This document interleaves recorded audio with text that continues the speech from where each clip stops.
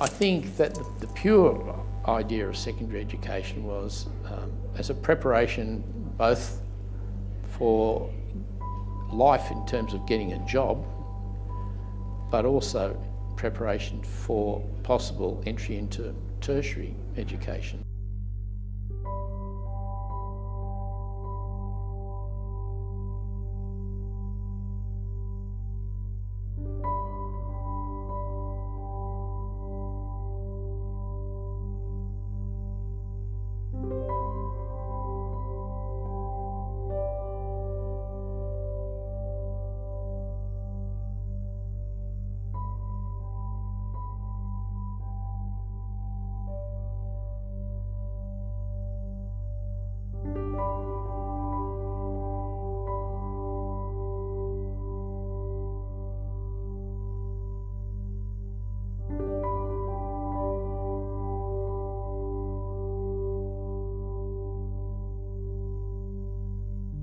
Education is the facilitation of learning, the acquisition of knowledge.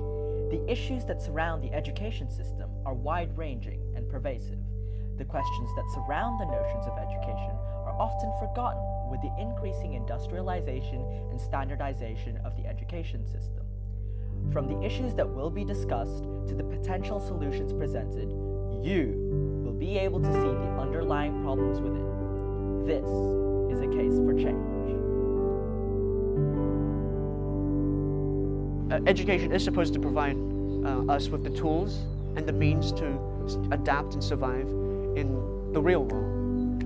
And to a certain extent, it does. Every child is different, and every child has a different way of learning. Every child is interested in different things. Every child is good at different things with the expectations of the state. Now, that might not apply to as great an extent in private schools, but in the public schools, the state-mandated education from the Board of Studies is the summa of every classroom. So there's like this weird balancing act between being attentive or being responsive to to a child, and also having to impart to them a system, a system of the standard curriculum, which does not fit to everybody. Our curriculum isn't as broad as it could be, but it's very much focused on maximising ATAR results for boys to get in the best courses they can get into. So we really are doing the same thing that happened in 1883. We're sending people to university, everyone goes. So it's basically 100% of people go. So we are a prep school for university, and because the HSC is an exam, and that's how you get into university, that's what we do. If there were another way of getting into university via a more of an application system, we'd probably change the way we do things. And you'd have more of a portfolio, and you'd have things that you'd produced as a person. That would be more important than your actual ATAR score. So we're a reflection of the milieu in which we operate, which is an exam-based one. So we're good at exams. So in English, again, because it is about the individual's perspective, I think one of the key things that I really try to use a lot is a lot of open-ended questions. And that could be something as simple as, in the classroom, what do you think? And getting the student to, putting them on the spot to actually think, well, actually I have to formulate my own opinion on this based on what I understand of the text. But also, certainly in a school like this, where you do have students who are very much driven by and excited by more higher order thinking, it's asking the bigger open-ended questions, the ones that you can't so easily answer, and require them to go away and really think about it and be stumped by it, and to see that there could be many number of different sort of interpretations on that, and hopefully a question that will linger in their mind and lead to even more questions. A student can suddenly go from reading a book or reading a history about something and being filled with curiosity and wonder and imagination, maybe all the things that the good stuff about education, which everybody likes to talk about. A child can have that, but then suddenly having to be put through a system where it all seems so disconnected from them. So the two main types of topics, as I said before, so it's rote learning and there's interactive learning. And me, as a student, I much prefer interactive styles because rote learning, it's boring and you just disconnect, you switch off, you know, it's not interesting. Whereas more interactive styles, such as say art or DT or even subjects like history and geography, those sort of things, they get you to really interact with your environment and make you think about what you're doing, so you can stimulate your brain with things more than just memorizing numbers, quotes and formulas. And it really gets you going and makes you want to learn more because you feel like you're actually learning something that can be useful and interesting. So for rote learn subjects such as science and maths, what I'll generally do is I'll try and learn as much as I can during the semester. But then generally what ends up happening is just before, in the 2 weeks prior to exams, I memorize everything that I've been taught over the last semester, and I do what's known as cramming. So cramming, as it's known in our school, is basically where you take a semester's worth of work, which you may have learnt but then previously forgotten, you take out all your notes and you basically try to memorize as much as possible. Now this isn't good for educating students as such. It's only really good for making sure you pass the test, as many tests are actually more of a memory test rather than anything else, as it doesn't require you to be knowledgeable, it just requires you to remember the answers to the questions that are being asked. It's a shame that that has to happen, that students have to, you know, rote learn an essay that they then rehash in an exam. And we lament it all the time. With English, you know, a lot of the students just don't have the confidence to go in and into an exam and say, well, I'll just, you know, see what they throw at me on the day and away I go. Now, there are students that can do that, but a lot of them can't. So I'm not condemning them for what they do. I absolutely understand it.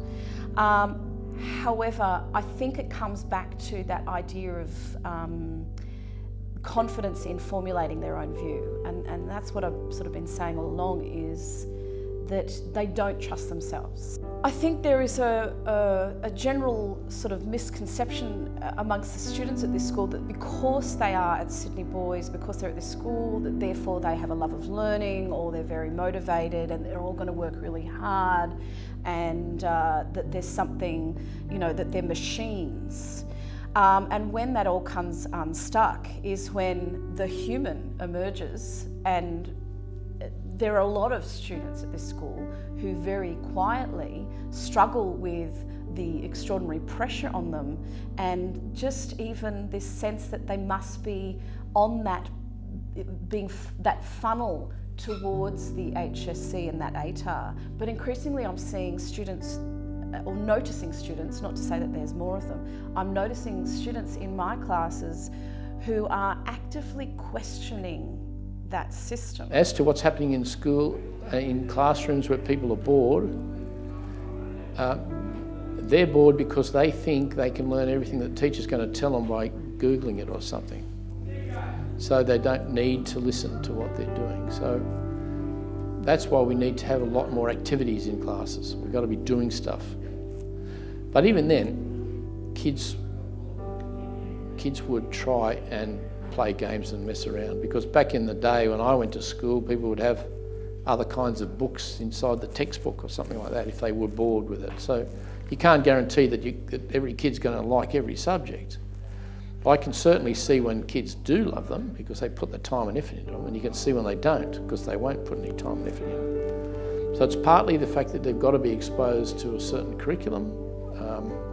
It's partly the fact that they're disengaged for other reasons that are not to do with the subjects. And it's partly to do with the pedagogy, the way it's being taught. So I think that it's not as simple as saying, well, kids are bored, so there's something wrong. I think the kids are bored for a number of reasons. So basically the ranking system at Sydney Boys High is very good at making sure students strive their best to do well in their tests. And students are often worried by the ranking system, worried that they're not going to be ranked high enough because their parents will be annoyed with them and they'll feel bad. However, the problem is it doesn't actually take into account every aspect of a student's life.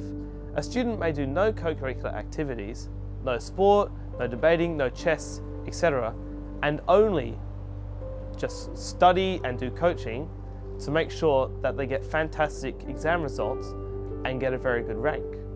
So the rank, while it does make sure students are motivated to do well in their exams, it doesn't take into account that students may actually have other things going on in their life other than just academic work. It immediately compares you with someone else and immediately makes you, in your self-worth, less of a person than someone whose ATAR score is higher. And that's because people are saying that ATAR score equals success. If you broaden the definition and change that and say, oh no, we're not interested in that by itself, we want to know what else you can do, that de-stresses people about their HSC credential. If people say this is the end of the world if I don't get 99 or 96 or some number, then that really puts a fence around their possibilities, and they can give up because they don't see themselves being able to achieve that.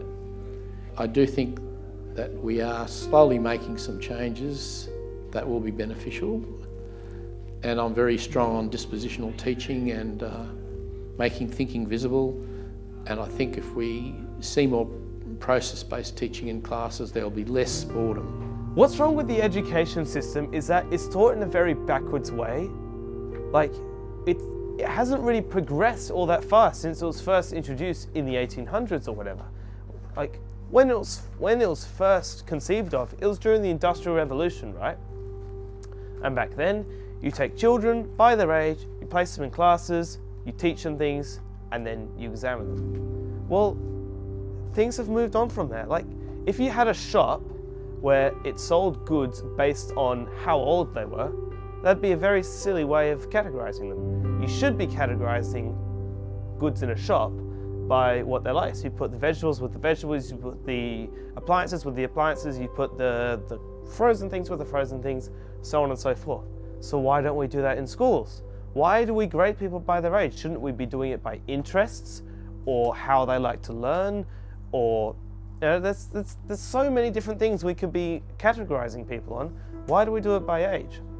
The other problem with the education system is that it's taught in a very backwards way, because as it is, we go to science for an hour and then we pack up our stuff, we go to another classroom, we learn English for an hour, and then we get up and then we learn history for an hour, and it's very unintegrated, and often we find subjects overlapping with each other, and it's a very ineffective way of learning. Rather than doing this, why don't we go to a classroom for 2 or 3 hours and learn about, say, the United States?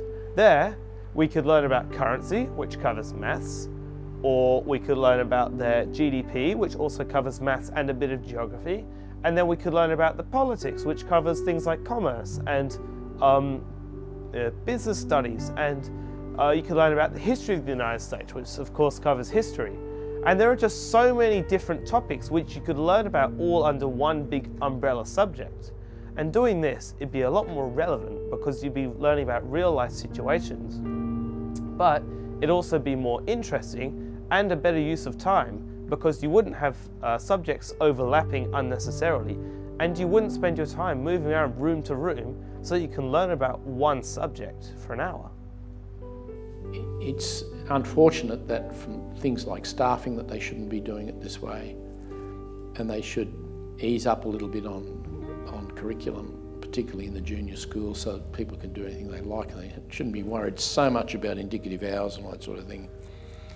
I think that has waned a little bit since the school certificate's been taken away. So in answer to your question, the system's got a lot of good strengths about it in terms of public education on a mass scale, but it's got some frustrations on a personal and individual level for everybody because they want to do what's best for their community.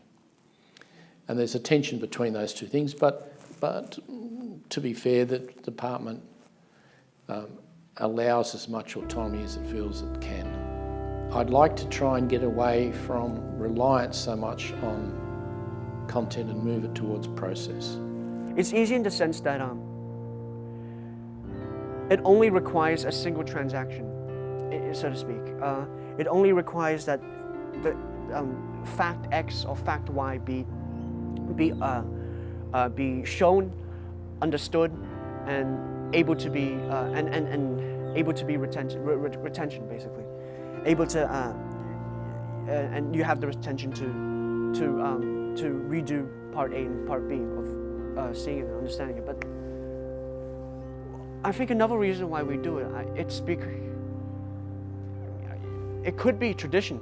I mean, this is how things have been going on for such a long time, and this is not a justification for it. I mean, tradition, for all its greatness, does not necessarily mean makes mistakes, and